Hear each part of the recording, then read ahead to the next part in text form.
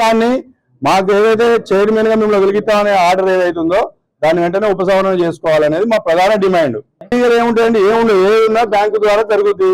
ఏదో hand writing తో రాసి ఓచర్ రాసి తీసుకునేది ఏముండదు. జిల్లాలో మస్తుగున్నాయి తీర్థ అన్ని బయటకు వెళ్తాయి. వీరు గతంలో ఎక్కడ పని చేసిండ్రు, అక్కడ వీళ్ళ మీద ఏ ఎంక్వైరీ జరిగింది, ఇంతకుముందు ఉన్న డీసీఓ ఎక్కడ పని చేసిండు, ఆయన ఉన్నప్పుడు అక్కడ ఏం జరిగింది, ఇవన్నీ తీయొచ్చు, చాలా ఉన్నాయి. వారిని మేము ఏదైతే చెప్తానో వారికి అర్హత అధికారం లేని ఆర్డర్ ఇచ్చిరని ఏదైతే చెప్తానో అది నిజం అయినప్పుడు వాళ్ళ మీద యాక్షన్ తీసుకోవాలి, సస్పెండ్ చేయాలి, గవర్నమెంట్ కి సరెండర్ చేయాలి. లేదు మేము చేసిన తప్పంటే దాన్ని మీ శిక్ష అర్హులం. ఇప్పుడు మేము చేసిన తప్పంటే ఇప్పుడు నియంత్రంగా రాసుకోవాలి. ఆ రోజున పాలక వర్గం మీద క్రిమినల్ కేసు పెట్టాలి. ఒక్క నిమిషం అండి. ఆ రోజు నాకు సభ్యత్వం ఇచ్చినప్పుడు ఏ పాలక వర్గం ఉందో, ఏ సెక్రటరీ ఉందో ఆయన మీద క్రిమినల్ కేసు పెట్టాలి. ఎట్లా ఇచ్చింది నాకు? తర్వాత 2 సార్లు నేను నామినేషన్ వేస్తా.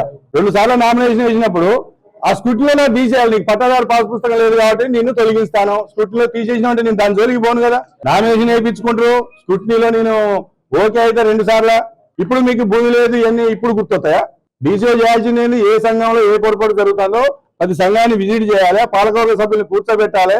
ఇవో మీ డిఫికల్టీ ఉన్నాయి, ఈ తేడాలు ఉన్నాయి, ఇవన్నీ సరి చేసుకొని మాకు సలహా ఇచ్చి సంఘం లాభాలలోకి నడపాలి.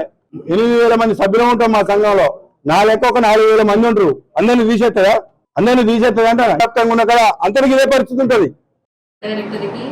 అంటే ప్రెసిడెంట్ తర్వాత వైస్ ప్రెసిడెంట్ కూడా అందుబాటులో లేకపోతే సీనియర్ డైరెక్టర్ కి ఇవ్వమని ఉంది.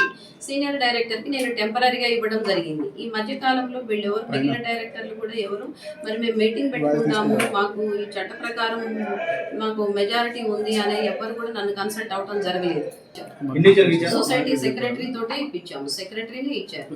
అది వాళ్ళ responsibility, committee responsibility. Committee meeting చేసుకోమని చెప్పి కమిటీకి డైరెక్షన్ ఇచ్చాం. సో సొసైటీ సెక్రటరీ కూడా వాళ్ళకి ఒకటి కాదు 2 నోటీసులు రిటర్న్ నోటీసులు ఇచ్చింది. ఆ నోటీసులు అందరికీ సర్వ్ చేసి అందరి సంతకాలు కూడా తీసుకున్నారు. తీసుకున్న తర్వాత కూడా మొదటి రోజేమో 3 మాత్రమే మీటింగ్కి అటెండ్ అయ్యారు. కోరం లేదని చెప్పి ఆ మీటింగ్ పోస్ట్పోన్ చేశారు.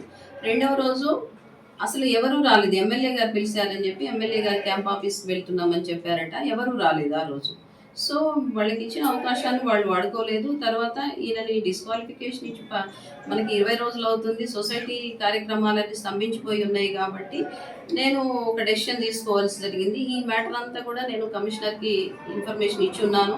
మా కమిషనర్ కోఆపరేషన్కి ఇన్ఫర్మేషన్ ఇచ్చాను. అక్కడ నుంచి వాళ్ళు ఓరల్ ఇన్స్ట్రక్షన్స్ ఏంటంటే మీ లెవెల్లో మీరు ఒక సీనియర్ ఎవరన్నా చూసి ఇవ్వండి అని చెప్పారు. ఆ ప్రకారమే నేను సీనియర్ని టెంపరీగా, అది కూడా నేనేం పర్మనెంట్ అని చెప్పలేదు. అసలు కమిటీ కూడా పర్మనెంట్ కాదు. వాళ్ళ ఎలక్టెడ్ టర్మ్ కూడా అయిపోయింది. 2025 ఫిబ్రవరి తోటే వాళ్ళ ఎలక్టెడ్ మేనేజ్మెంట్ కమిటీ టర్మ్ అయిపోయింది. వీళ్ళందరూ కూడా పర్సన్ ఇన్ఛార్జి కమిటీగా ఎలక్ట్ అయిన వాళ్ళే. పర్సన్ ఇన్ఛార్జి కమిటీగా నియమిస్తూ గవర్నమెంట్ ఉత్తర్వులు ఇచ్చింది. గవర్నమెంట్ అంటే ఈ ఆఫీస్ నుంచే ఉత్తర్వులు ఇచ్చారు.